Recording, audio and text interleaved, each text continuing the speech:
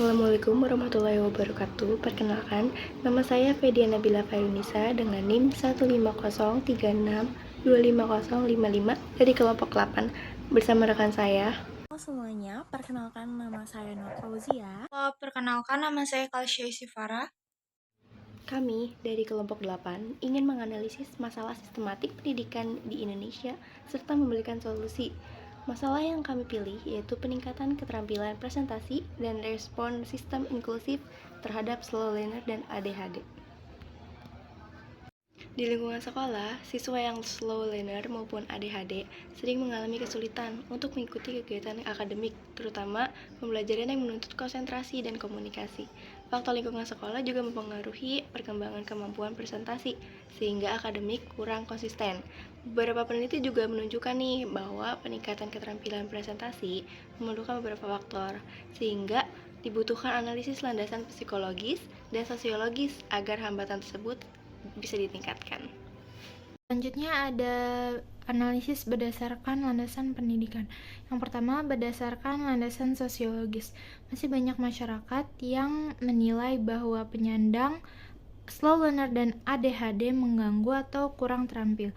Hal ini dapat disebabkan karena kurangnya pengetahuan masyarakat terhadap kedua penyandang ini yang mempengaruhi penilaian dan stigma penyandang di mata masyarakat. Selanjutnya ada budaya yang hanya berorientasi pada guru. Hal ini dapat menyebabkan kurangnya kreativitas anak dalam public speaking, presentasi, dan problem solving. Selanjutnya ada landasan psikologi. Yang pertama, penyandang ADHD. Penyandang ADHD ini memiliki keterbatasan dalam berpikir, di mana mereka akan susah fokus dan susah mengingat lalu mengintegrasikan suatu objek ke dalam pesan atau tulisan. Hal ini dapat mempengaruhi presentasi mereka. Selanjutnya ada slow learner. Slow learner ini hanya lamban dalam mengingat informasi dan menyaringnya. Pertama, mewujudkan lingkungan pendidikan inklusif yang mampu mengembangkan keterampilan presentasi seluruh siswa termasuk slow learner dan ADHD. Selanjutnya ada misi. Yang pertama, menyediakan dukungan pembelajaran yang terstruktur dan bertahap demi membantu siswa ABK memahami dan menyusun materi secara efektif. Kedua, menciptakan lingkungan kelas yang aman, nyaman, fokus, ramah, dan bebas berpendapat untuk melatih proses diskusi siswa. Yang ketiga, mendorong kolaborasi antara siswa, guru, dan orang tua untuk memaksimalkan perkembangan keterampilan presentasi dan komunikasi. Yang terakhir, meningkatkan kompetensi dalam mendampingi presentasi serta adaptasi kurikulum untuk siswa slow learner dan ADHD. Kurikulum inti yang kami pilih yaitu IISC, yang dimana IISC ini adalah Inspire Inclusive Skill Curriculum.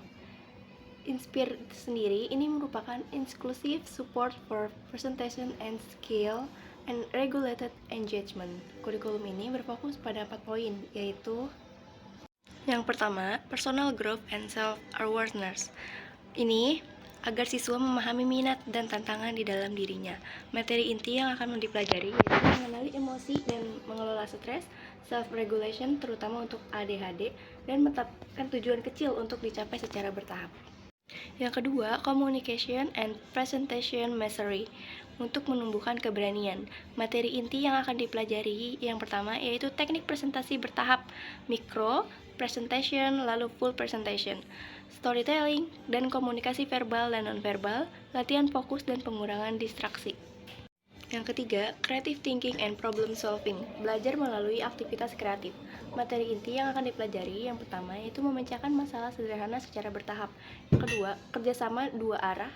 Ketiga, kreativitas visual seperti poster dan sketsa ide. Yang keempat, life skill and independent training sebagai dasar kemandirian akademik dan sosial siswa. Materi inti yang akan dipelajari yaitu manajemen waktu, melakukan kolaborasi skill, dan etika belajar dan etika presentasi, serta literasi. Adapun penyesuaian kebutuhan untuk siswa slow learner, yang pertama, melakukan penjelasan secara berulang, menggunakan kalimat pendek dan visual yang kuat. Waktu pengerjaan tugas juga lebih lama, pengulangan 20-25% setiap sesi. Sedangkan untuk siswa ADHD memiliki tugas durasi pendek, melakukan jeda setiap 3-5 setiap 20 menit. Aktivitas banyak bergerak, melakukan instruksi secara langsung dan singkat.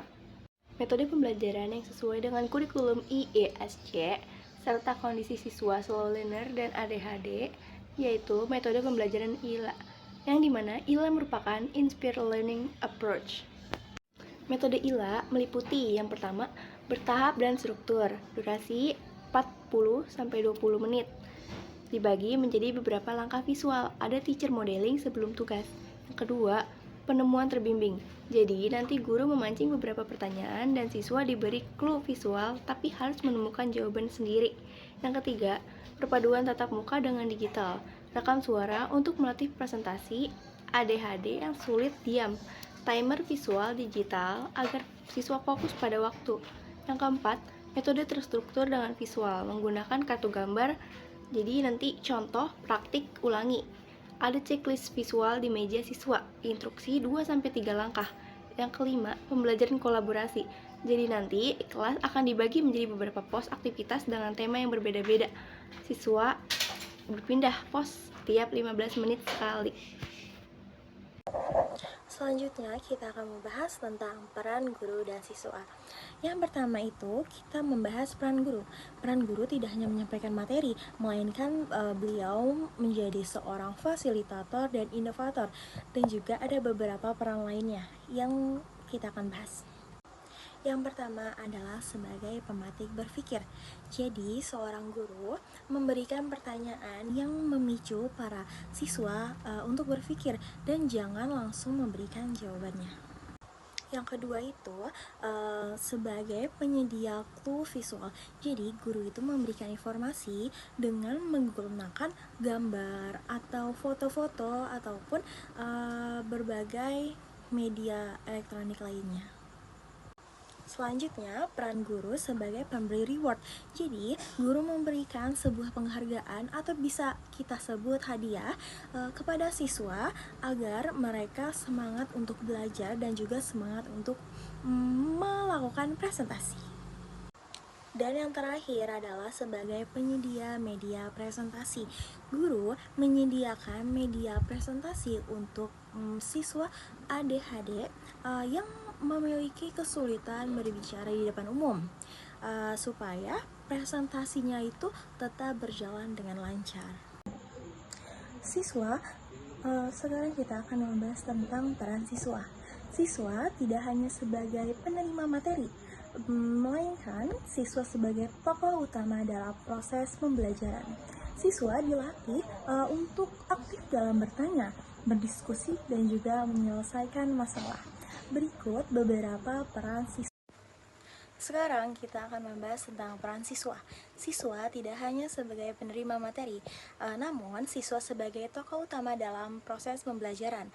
Siswa dilatih untuk aktif dalam bertanya, berdiskusi, dan memecahkan masalah. Berikut adalah beberapa peran siswa. Yang pertama adalah bertanya dan berdiskusi.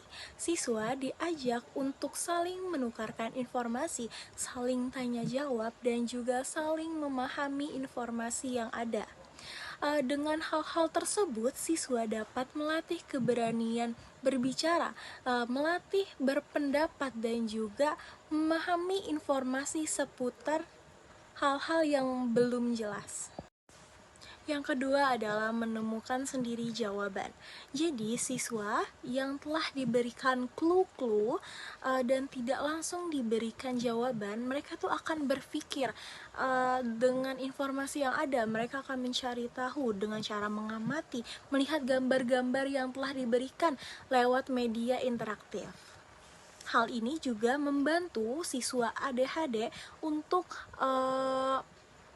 lebih fokus dan nyaman saat pembelajaran.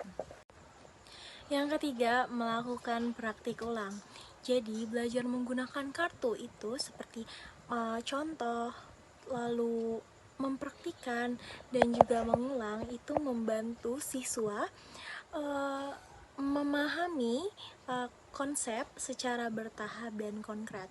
Metode ini juga cocok untuk siswa ADHD dan slow learner karena tidak mengandalkan hafalan, tetapi diajak untuk menjalankan proses belajar secara bertahap dan langsung.